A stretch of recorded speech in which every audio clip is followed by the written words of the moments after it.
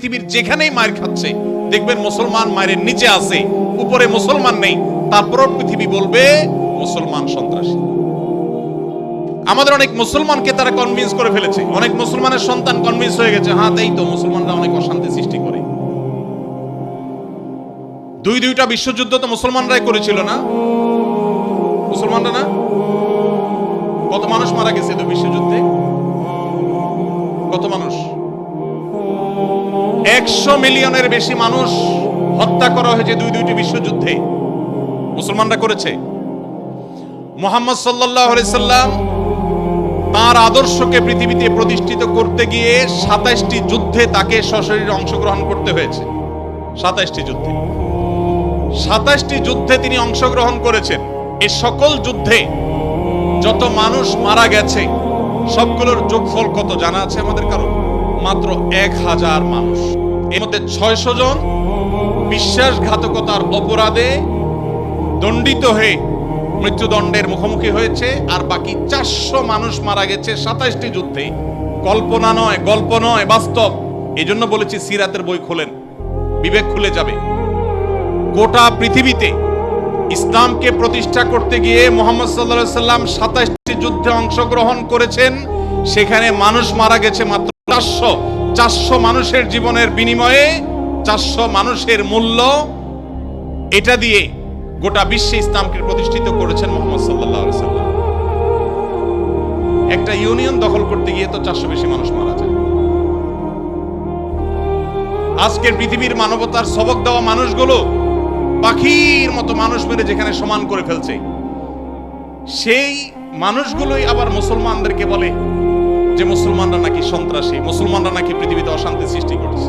অথচ গোটা পৃথিবীর যেখানেই মার চলছে, যেখানেই যুদ্ধ চলছে, আপনি দেখবেন অস্ত্রের নিচে তাকালে দেখবেন মুসলমানের চেহারা, আর কোন ধর্মের মানুষের চেহারা আপনি দেখতে পাবেন না। সে আফ্রিকা থেকে নিয়ে বার্মা পর্যন্ত কোথাও আপনি দেখাতে পারবেন না যুদ্ধ চলছে আর নিচে মুসলমানের চেহারা নাই, একটা জায়গা দেখাতে পারবেন না। এত কিছুর পরও মুসলমানকে গালি শুনতে হয়। ভাইরা আমার, তো মুহাম্মদ সাল্লাল্লাহু আলাইহি সাল্লাম তার জীবন ছিল সবচেয়ে বেশি কষ্টের, সবচেয়ে জর্জরিত। এখনো মুসলমানরা সবচেয়ে শান্তিকামী, তারপরও তাদের সবচেয়ে বড় ব্লেমটা হজম করতে হয়, সবচেয়ে বড় মিথ্যা অভিযোগ তাদের উপরে করা হয়। অথচ মুসলমানরাই হলেন পৃথিবীর সবচেয়ে শান্তিকামী, সবচেয়ে শান্তি। যেই কোনো বিচারে আপনি উন্মুক্ত মনে যদি বিচার করেন, আপনি দেখবেন যে পৃথিবীতে কোনো গণহত্যার সাথে পৃথিবীর ইতিহাসে মুসলমান শাসকদের বহু দোষ ছিল, বহু ত্রুটি ছিল, শতকণ্ঠে আপনি সমালোচনা করতে পারেন। আজকের বিশ্বের মোড়লরা যেভাবে গণহত্যা করছে, পাখির মতো নির্বিচারে মানুষ মারছে ফিলিস্তিনের মাটিতে, আজকে পৃথিবীর বিভিন্ন প্রান্তে তারা যেভাবে মানুষ খুন করছে, সেই মানুষগুলাই যখন কোনো ভিডিও ফুটেজে দেখেন ফেসবুকে, ইউটিউবে, তারা হেলিকপ্টার নিয়ে তাদের সেনাবাহিনী গিয়ে একটা গর্তে, কোনো একটা ড্রেনে কোনো কুকুর ছানা পড়ে গেছে, একটা বিড়ালের ছানা পড়ে গেছে, সেটা উদ্ধার করার জন্য তারা লেগে গেছে, আপনি তখন বলছেন ওয়াও, কত মানবিক তারা।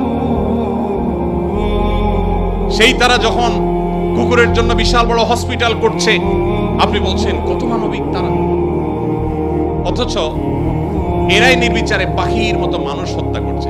এবং অনেক সভ্য দেশ আছে যেই দেশে শুধু ফিলিস্তিনি নির্যাতিত ফিলিস্তিনিদের পক্ষে পতাকা নিয়ে আপনি রাস্তা বের হবেন, রাষ্ট্রের আইন অনুযায়ী আপনি অপরাধী বিবেচিত হবেন। এখনো আছে, এই সভ্য পৃথিবীতে আছে। তো যাই হোক, প্রিয় নবী সাল্লাল্লাহু আলাইহি সাল্লাম যে দিন রেখে গেছেন, এখানে মুসলমান কোণঠাসা থাকবে, এটাই স্বাভাবিক। আমার কথা কি ছিল সেখান থেকে যে অনেক বন্ধু বলে কেন মুসলমানরা এত মার খাচ্ছে যদি ইসলাম সত্য হয়? হ্যাঁ, ইসলাম সত্য যে তার প্রমাণই এটা যে মুসলমানরা মার খাবে।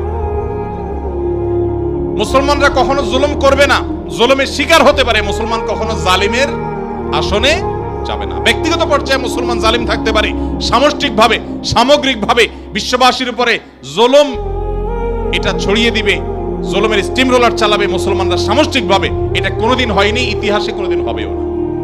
অতএব যারা মনোবেদনা আছেন, কষ্টে আছেন, বিপদে আছেন, ভেঙে পড়েন যে এত বিপদ কেন, তারা নিজেদেরকে অনেক সময় মনে করেন যে আমি অপরাধী। না, এটা বরং সান্ত্বনার ব্যাপার।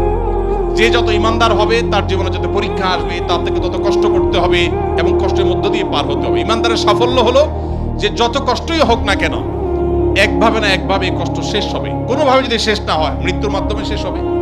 এরপর যদি আল্লাহ তাআলা আমাকে জান্নাত অফার করেন, যে বান্দা তুমি অনেক কষ্ট করেছো, তোমাকে আমি জান্নাত অফার করছি, তাহলে আমার সারা জীবনের কষ্টের বিনিময়ে অনন্তকালের জান্নাত পেয়ে গেলে এটা নিশ্চয়ই লাভজনক ডিল।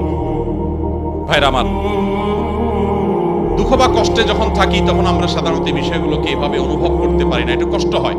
যখনই আপনি আমি দুঃখে পতিত হব, আমাদের নবীজির কথা স্মরণ করব যে তার চাইতে দুঃখে কেউ ছিল না, সবচেয়ে কষ্টে ছিলেন, কিন্তু তার চাইতে সাকসেসও পৃথিবীতে কেউ ছিল না। ইন্টারেস্টিং বিষয়, সবচেয়ে দুঃখী মানুষ সবচেয়ে সফল মানুষ। কি অর্থে সফল? ওই যে তার মিশনকে তিনি সবচেয়ে ভালোভাবে বাস্তবায়ন করেছেন। প্রথম এবং দ্বিতীয় বিশ্বযুদ্ধের মধ্যে 100 মিলিয়ন মানুষ হত্যা করতে হয়নি। তার আদর্শকে তিনি পৃথিবীতে অত্যন্ত চমৎকারভাবে প্রতিষ্ঠা করে গেছেন, সবচেয়ে শান্তিপূর্ণভাবে, সবচেয়ে কম মানুষের জীবনের মূল্যের বিনিময়ে। অতএব কষ্ট যখন হবে আমাদের সবর করতে হবে, ওই কথা চিন্তা করি। আমাদের সমাজে একটা কুসংস্কারাচ্ছন্ন বিশ্বাস আছে, উক্তি আছে, এখনো গ্রামে গঞ্জে এমনকি শহরে অনেক মানুষ আছে, কারোর যদি বিপদ আপদ পিছ না ছাড়ায় একের পর এক বিপদ লেগেই আছে। দেখবেন অনেকে কমেন্ট করে, লোকটা কত বড় অপরাধী হলে একটার পর একটা বিপদ লেগে আছে, কত খারাপ মানুষ। অথচ একটার পর একটা বিপদ লেগে থাকা এটা মানুষের খারাপ হওয়ার কোনো প্রমাণ নয়। একটা মানুষ ফেরেশতার মতো ভালো মানুষ হয়েও তার উপরে বিপদ হতে পারে, বরং কখনো কখনো লাগাতার এবং ধারাবাহিক বিপদ এটা তার সততার, আল্লাহ ভীরুতার, আল্লাহর নেককার বান্দা হওয়ার প্রমাণ হতে পারে। তো এই জন্য আমরা যারা বিপদগ্রস্ত আছি তাদের জন্য সান্ত্বনা হলেন নবী করিম সাল্লাল্লাহু আলাইহি ওয়াসাল্লাম। আল্লাহ আমাদেরকে ধৈর্য ধারণ করার তৌফিক দান। নিজের সাথে খারাপ কিছু হলে মনে প্রশ্ন তৈরি হয়, কেন আমার সাথেই এমন হলো, আমি কি দোষ করলাম? সেক্ষেত্রে আল্লাহকে এই ধরনের অভিযোগ দেওয়ার মতো পাপ করা থেকে কিভাবে বাঁচবো, কি কি করলে নিজের কষ্ট দূর হবে? এখানে অনেক প্রশ্ন আছে, যে প্রশ্নগুলো আল্লাহ সম্পর্কে অভিযোগ কেন্দ্রিক। আমাদের অনেক ভাইরা ইসলামটাকে ওই যে ভালো করে বোঝা হয়নি, ইসলামটাকে ভালো করে শেখার সুযোগ হয়নি। আমরা আমাদের বিবেক দিয়ে আল্লাহ সুবহানাহু ওয়া তাআলাকে জাজ করে অনেক প্রশ্ন করি। অনেক সময় আমাদের এরকম মনে হয় যে এত মানুষ থাকতে আল্লাহ আমাকেই বা কেন বিপদ দিলেন। একটু আগে যে প্রশ্নের উত্তরে আমরা বলেছি আল্লাহ তাআলা সবচেয়ে বেশি বিপদ দিয়েছেন তার রাসূলদেরকে, তার নবীদেরকে। তাহলে কি আল্লাহর নবী এবং রাসূলদেরকে আল্লাহ অপছন্দ করতেন? নাউযুবিল্লাহ। তাহলে কাউকে বিপদ দিয়ে তাকে যদি ভালো কিছু, তার চেয়ে ভালো কিছু আল্লাহ তাআলা দেন, তাহলে এই বিপদ বিপদ নয়। কোন ডাক্তার যদি কোনো রোগীকে অপারেশন থিয়েটারে নিয়ে যান, সবকিছু বেঁধে বুঝে তারপরে তাকে কাটাছেঁড়া করার জন্য প্রস্তুতি নেন, খোলা চোখে মেডিকেল সায়েন্স সম্পর্কে মিনিমাম ধারণা না থাকা মানুষের কাছে মনে হবে যে এই লোকটাকেই কেন বেঁধে এরকম কষ্ট দেয়া হচ্ছে। অথচ বাহ্যিক দৃষ্টিকোণ থেকে এটা কষ্ট দেয়া হলেও এটা মূলত তার জন্য উপকার করা। আল্লাহ রাব্বুল আলামিন বান্দাকে অনেক সময় পরীক্ষা করেন, অনেক সময় কষ্ট দেন। বান্দা যখন সেটাকে সবর করতে পারে, হজম করতে পারে, বিনিময়ে আল্লাহ রাব্বুল আলামিন তাকে এমন জিনিস দান করেন যা সে কল্পনাও করেনি। একটি আমল আছে যে আমলের বিনিময়ে আল্লাহ তাআলা দিবেন ব্ল্যাঙ্ক চেক দিয়ে বিনিময় দেওয়ার মতো করে, হিসেব ছাড়া। একটি মাত্র আমল আছে, আর কোনো আমল নাই।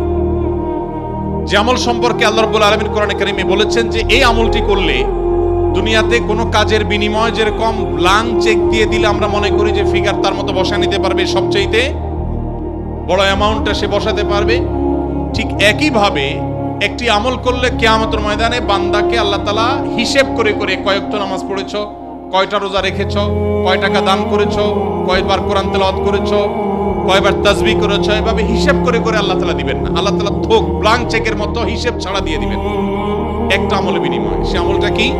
কোরআনে কারীমে আল্লাহ বলেছেন ইন্নামা ইউওয়াফাস সাবিরুনা আজরাহুম বিগাইরি হিসাব। যারা তাদের জীবনে ধৈর্যশীল হিসেবে নিজেদেরকে প্রমাণ করতে পেরেছে।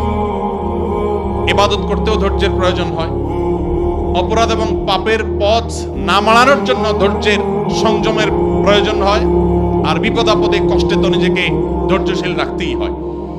এই ধৈর্য যদি কেউ ধরতে পারে, নবী কোরআনে কারীমে আল্লাহ তাআলা বলেছেন ইন্নামা ইউওয়াফাস সাবিরুনা আজরাহুম বিগাইরি হিসাব। ধৈর্যশীলদের বিনিময় আল্লাহ তাআলা দিবেন হিসেব ছাড়া, ব্ল্যাঙ্ক চেকের মতো। এই জন্য নিজের জন্য খারাপ কিছু হলো, নিজের কোনো বিপদ হলো, আর তখন আমি মনে করলাম আল্লাহ আমাকেই বা কেন দিলেন? আল্লাহ আপনাকে ভালোবাসেন, সেজন্য আপনাকে তা দিয়েছেন। এটি আমার কথা নয়। নবী সাল্লাল্লাহু আলাইহি ওয়াসাল্লাম বলেছেন ইন্নাল্লাহা ইযা আহাব্বা কওমান ইবতালাহুম।